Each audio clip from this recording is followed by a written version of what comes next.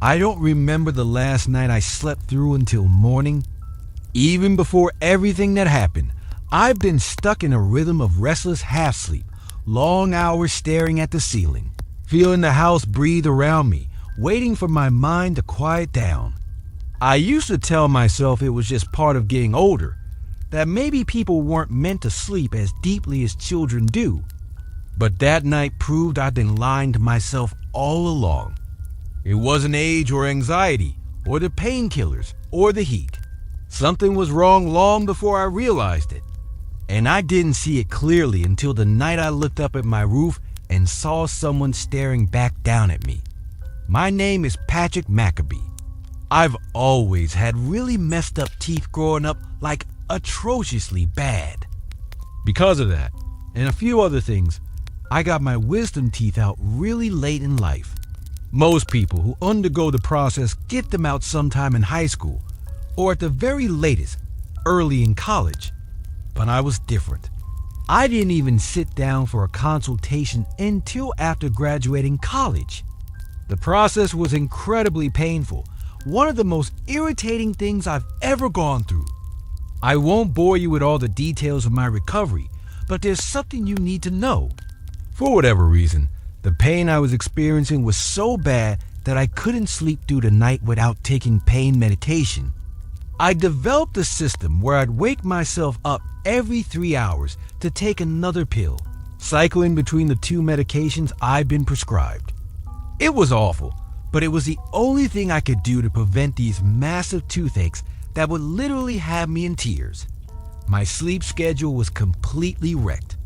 My body started getting used to 3-hour cycles of sleep followed by periods of wakefulness, and it was difficult to return to normal even after my recovery. Honestly, that was the worst part, the sleep. It didn't feel normal. I didn't even feel human after a while. Constantly waking up and going back to sleep. I don't even like thinking about it. One night, I'm pretty sure it was during the first week of recovery, I was up around 4 in the morning to take my meds again. For whatever reason, I couldn't fall back asleep afterwards. Maybe it was my condition, maybe it was because the AC had stopped working. But it was really hot in my room, way hotter than usual. I remember tossing and turning for about 10 minutes before deciding I had to do something about the heat. The only thing I could think of was to open my bedroom window, which I did. That helped a little bit, but I still couldn't sleep. So there I was, lying in bed miserable, praying I'd just fall asleep. But of course I didn't. At one point, I started picking up on this strange noise coming from outside my window. I never slept with it open, so at first I figured it was just a normal outdoor sound I wasn't used to hearing. But the more I listened, the more I got the feeling that it wasn't normal. It sounded almost like scratching, like some kind of animal dragging its claws on something. That's the best way I can describe it. The noise got louder, and I realized it was coming from above me, from the roof. Then, a few seconds later, it started moving, gradually fading out of earshot. I was pretty positive it was some kind of critter messing around on the roof. My family lives in a wooded area, so raccoons and other pests aren't unusual. I wanted to ignore it and go back to sleep, but I knew my dad would be livid if something burrowed into the attic again, so I had to do something. Besides, I was wide awake anyway. Without much thought, I threw off my covers, got out of bed, and went to the garage. I grabbed one of my dad's heavy-duty flashlights and walked to the back door. My room sits on the first floor near the back of the house, where the roof is lowest, so I figured I'd check there first. I went outside, shined the flashlight up at the roof. Nothing. I sighed, figuring the animal had crawled away in the time it took me to get outside. I started walking around the house, trying to illuminate as much of the roof as possible. I just needed to scare it away. When I reached the front of the house, where the roof is twice as high, I spotted something shift in the corner of the beam. I quickly aimed the flashlight, and nearly passed out. There, standing on the roof, was a person, not an animal. A person. A fully grown naked human being frozen in the light. I screamed. I couldn't help it. And as soon as I did, the person started moving, like they were allergic to the flashlight. I tried to trace them with the beam, but they were absurdly fast, darting across the shingles barefoot, moving in a way no one should be able to. They started heading back toward my room. I sprinted around the house to intercept them. I should have gone back inside, but something in me refused to back down. I yelled for my dad as I ran, hoping he'd get outside in time. I reached the back of the house just in time to see the person jump off the roof.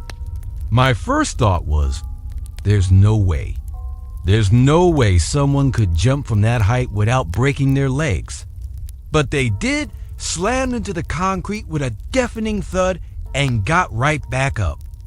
Before I could react, they charged at me, tackling me to the ground. I remember the sound of gravel grinding against the back of my skull, the air getting punched out of my lungs. I flailed, shouting, trying to kick them off, but they were too strong. They clawed at my face, wild and silent, except for short, rasping breaths. Then, over my shouting, I heard the back door burst open. My dad rushed out, grabbed the attacker, and pulled them off me. The person broke free, completely covered in dirt and sweat, and bolted into the woods, scaling the fence in seconds. We stood there in shock as the sound of their footsteps disappeared into the trees. Later, at the hospital, I needed shots to prevent infections or diseases. My mouth was fine, thankfully. The police said searching the woods was unfeasible and told us security cameras would have prevented the whole thing. My dad found claw marks on the roof. That person had been trying to dig into our attic. My mom took it the hardest. She cried for weeks and had security cameras installed around the house. To this day, I still have no explanation for who that person was or how they found us. I just hope I never see them again. That's where most people think the story ends. But it didn't. The weeks after that night were some of the strangest of my life. I stopped sleeping almost completely. I'd try to lie down, close my eyes, and my brain would start replaying that scene. The way the beam of the flashlight found a shape that shouldn't have been there. Every sound from outside made me tense up. Every creak in the attic made my stomach drop. The police came by twice more. They said they de-searched a few of the trails near our property and didn't find anything. No campsites, no evidence of someone hiding in the woods. The official theory was that it was a homeless person, maybe high on something, looking for a place to sleep. That explanation might have worked for anyone else. But there was something about how that person moved, not just fast, but deliberate, like they knew the layout of our house, like they'd been up there before. I went back to work after a few days, but everyone noticed I was off. I'd jump whenever someone walked up behind me. I'd look out the windows too much. One of my coworkers told me I looked like I hadn't slept in years. I didn't bother trying to explain. One night, about 2 weeks after the attack, the security cameras my mom had installed picked up movement in the backyard. I was the one who got the alert on my phone first. It was around 3 a.m, and I was awake anyway.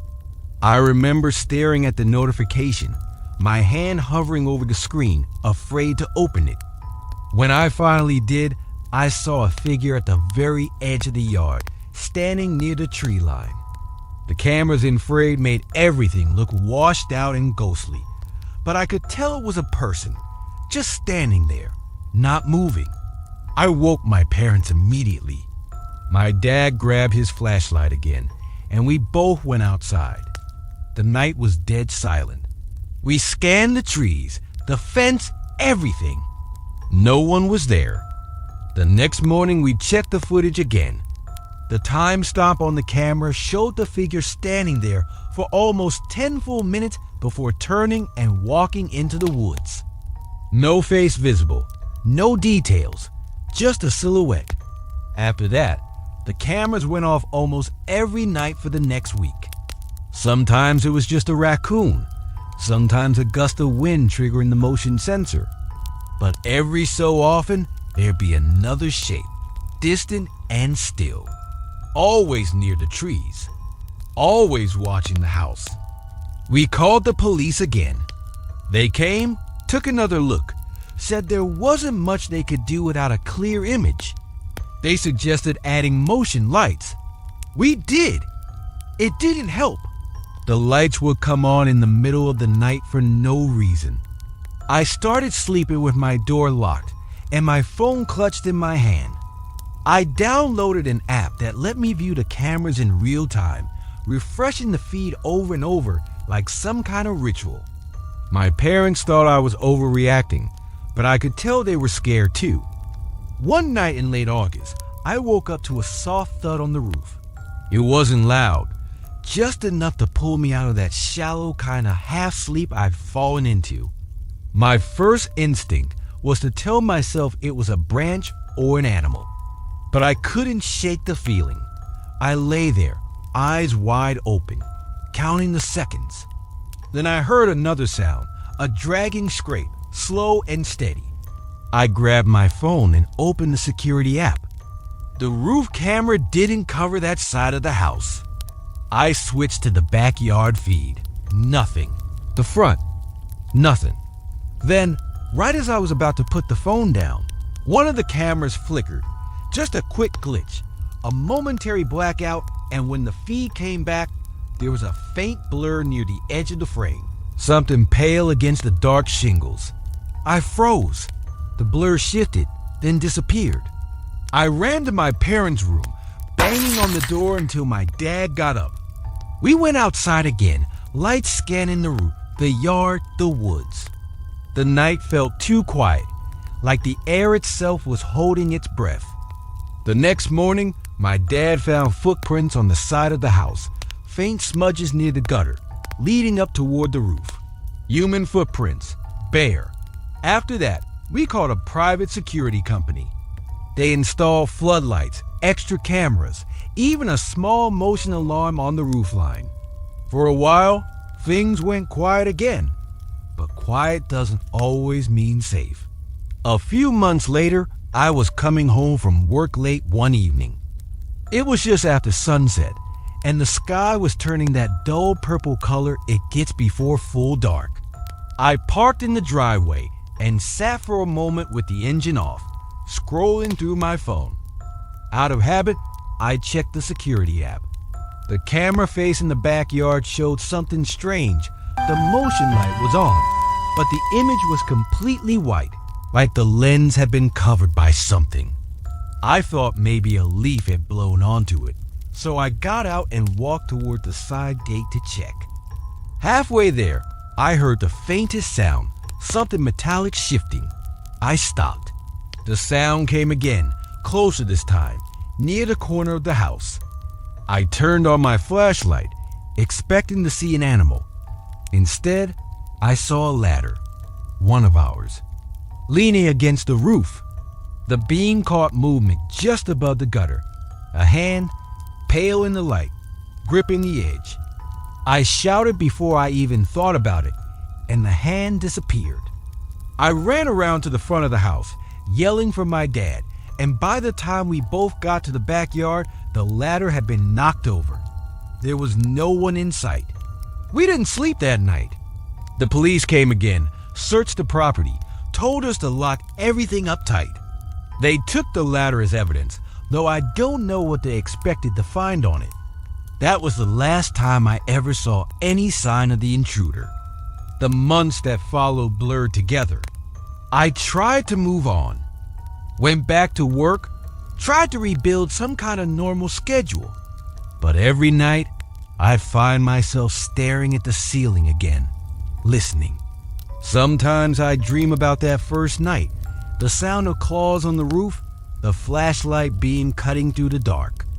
Other times, I'd wake up certain someone was standing outside my window, only to find nothing but the empty yard beyond the glass.